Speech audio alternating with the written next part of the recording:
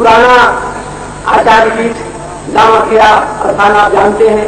करीब साहिब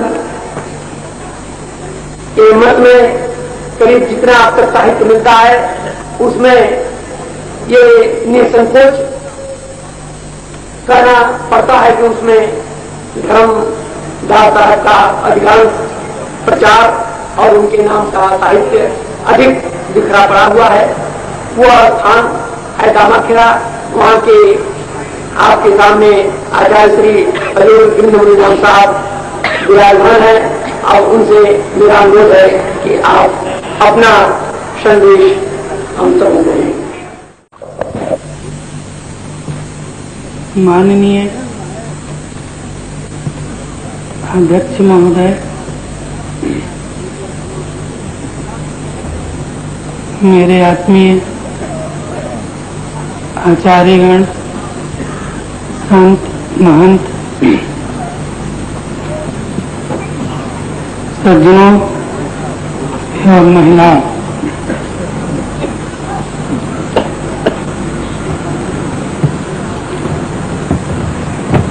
आज परम हर्ष की बात है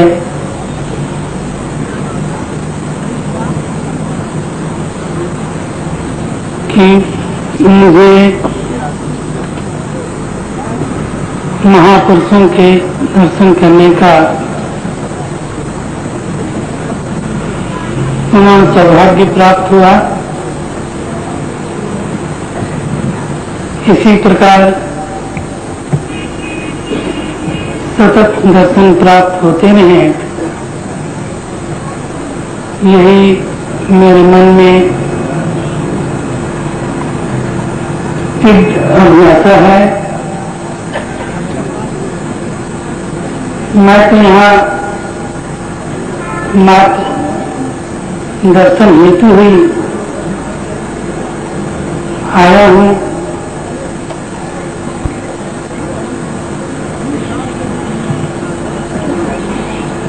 गोस्वामी जी ने आज्ञा दी कुछ कहने का, तो उसका भी मुझे पालन करना ही है। सज्जनों, मेरे मन में जो बात है दो तो उसे कह देना आवश्यक समझता हूँ। मैं सद्गुरु कबीर के किसी सिद्धांत पर, किसी पक्ष पर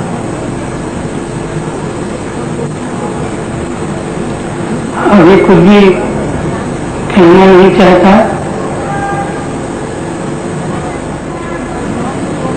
मेरे मन में सूरदास जी का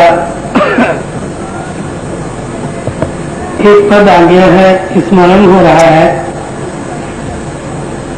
सूरदास जी ने अपने पद में विषम परिस्थिति में घिरे हुए पक्षियों का वर्णन किया है।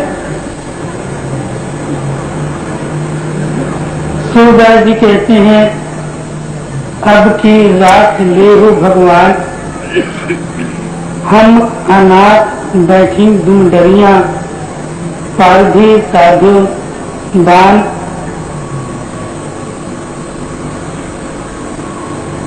ताहि डर निक्सन हम चाहो, ऊपर उड़ो सचान, दो दिशा दुख भयो, कृपा निधि, कौन उबारे प्राण, सुमरत ही कही दसो पारधी, लाग्यो तीर सचान, सूरदास कहाँ वर्णो जय जय कृपा निधान।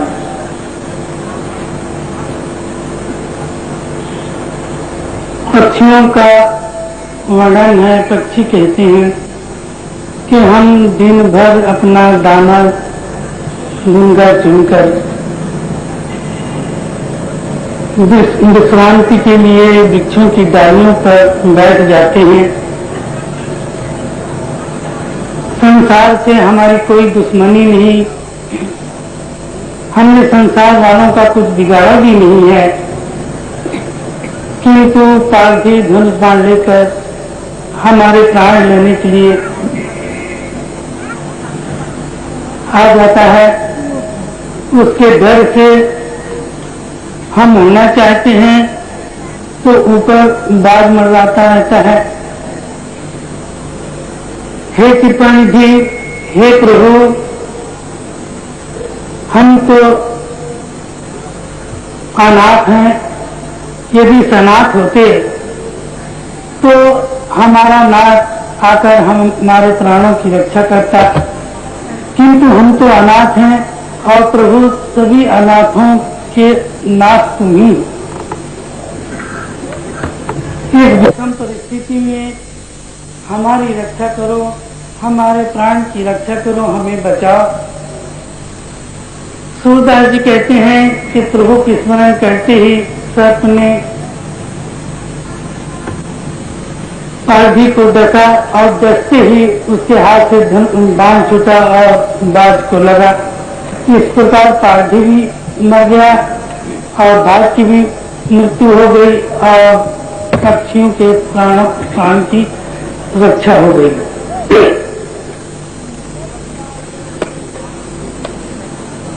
इसी प्रकार हमारे सामने भी आज संकटों का एक विशाल दैत्य खड़ा है, जिससे हमें अपने प्राणों की रक्षा करनी है। हमारा जीवन आज चारों तरफ फैले हुए युद्ध की विभीषिका से त्रस्त है।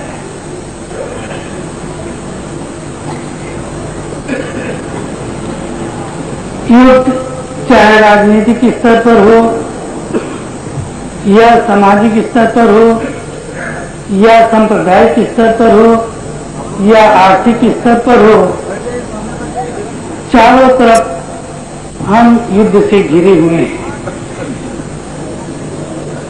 ऐसा लगता है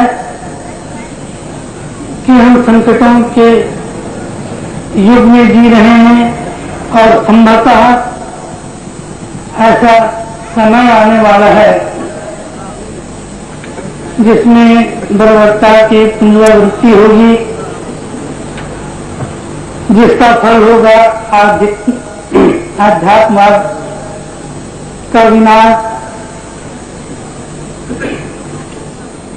विज्ञान की उपलब्धियों का और संस्कृतियों की देन का भी विनाश हो सकता है। ऐसी दशा में हमें ऐसे जीवन भावना की आवश्यकता है जो परस्पर हमें समझौता करा सके। हमें परस्पर अविश्वास हो गया है, एक दूसरे के प्रति हमारे मन में दरार पड़ गई है।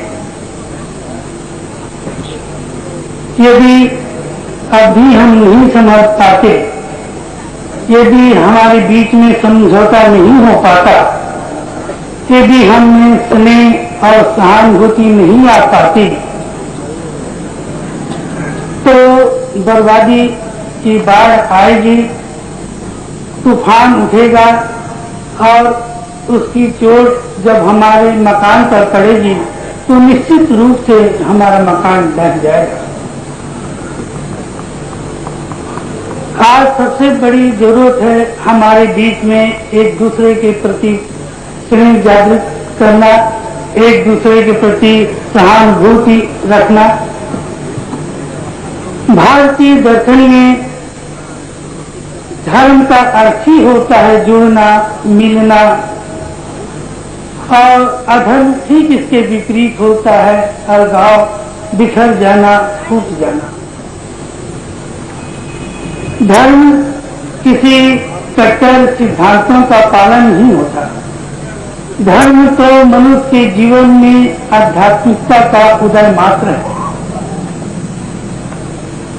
हमारी तरफ उन सिद्धांतों से नहीं होती जिसका हम अनुसरण करते हैं, कोई नामों से भी नहीं होती जिसका हम धारण करते हैं, या उन नामों से भी नहीं होती, या उन नामों से भी नहीं होती जिन्हें हम गली कूचे में चिल्लाते रहते हैं। हमारी परख तो परोपकार के कामों से और अपने जीवन में भातृभाव के जन्म होने से ही होगी। जो लोग यह समझते हैं कि अपने विचार पर दूसरों को लाना अपना कर्तव्य है, या हम जो कुछ भी कहते हैं, हम जो कुछ भी बोलते हैं वही सही है, ठीक है, इस बात ने, इस धारणा ने संसार का बहुत बड़ा विनाश किया है। धर्मांधता, सहिष्णुता, अपने ही धर्म को सच्चा समझकर दूसरों पर लादने की भावना ने संसार में डर उत्पन्न किया, भय उत्पन्न किया, क्रूरता उत्पन्न की और शत्रुता उत्पन्न की। आज की भटकती हुई पीढ़ी को लक्ष्य प्राप्त करने के लिए किसी पैगंबर की जरूरत है, जो अपने विशाल हृदय में सभी धर्मों के विचार के लोगों को स्थान दे सके,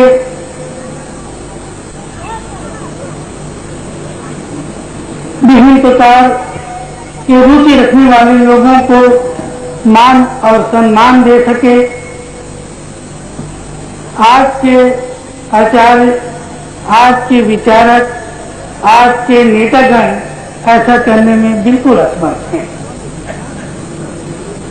हमारे मंदिर, हमारी मस्जिद, हमारे चर्च, हमारे गुरुद्वारा यदि हमें पवित्र ज्ञान देने के बजाय हमारी आत्मा को उद्बुद्ध और सजग करने लगे तो निश्चित रूप से वे ईश्वर के मंदिर बन जाएंगे, जहां अपने आध्यात्मिक वातावरण में सबको आदर और सम्मान दे सकेंगे। संसार के सभी धर्म समान आदर भाव पर जोर देते हैं और एक ही मैत्रीपूर्ण मार्ग पर चलने के लिए विनय भी करते हैं। संसार की नियति एक है, मानवता का स्वभाव एक है, इसलिए सच्चा धर्म तो वही होगा जो संसार के दुख को अपना दुख समझकर उसका प्रचार करने की कोशिश करे, जहां खंड खंड में विभक्त न हो,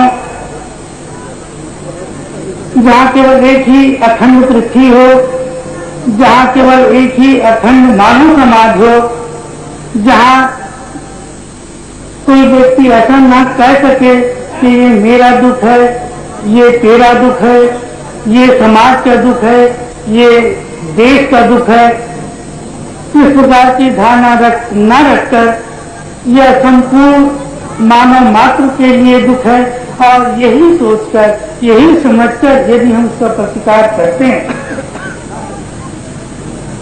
तब कहीं इस दुखमय संसार में हम सुख की सृष्टि कर सकते हैं। हमारे पंथ में सबसे बड़ी जरूरत है एकता की। जैसे हमारे भी महापुरुषों ने इसी पर जोर दिया, बल दिया कि हम जितने विभिन्न विचार के लोग हैं, विभिन्न गद्दी के लोग हैं, कम से कम एक साथ बैठने का, बैठकर एक साथ विचार करने का तो हमें साहस होना चाहिए। यदि ऐसा नहीं कर सकते तो हम बहुत पिछड़ जाएंगे। साहब कबीर संसार के महानतम विभूति हैं, इसे तो हर कोई जाने अनजाने में मानता ही है, किंतु कबीर पंथ को लोग आज एक उपेक्षा की दृष्टि से देखते हैं। उसका एकमात्र कारण नहीं है कि हम सब में एकता का बड़ा अभाव है।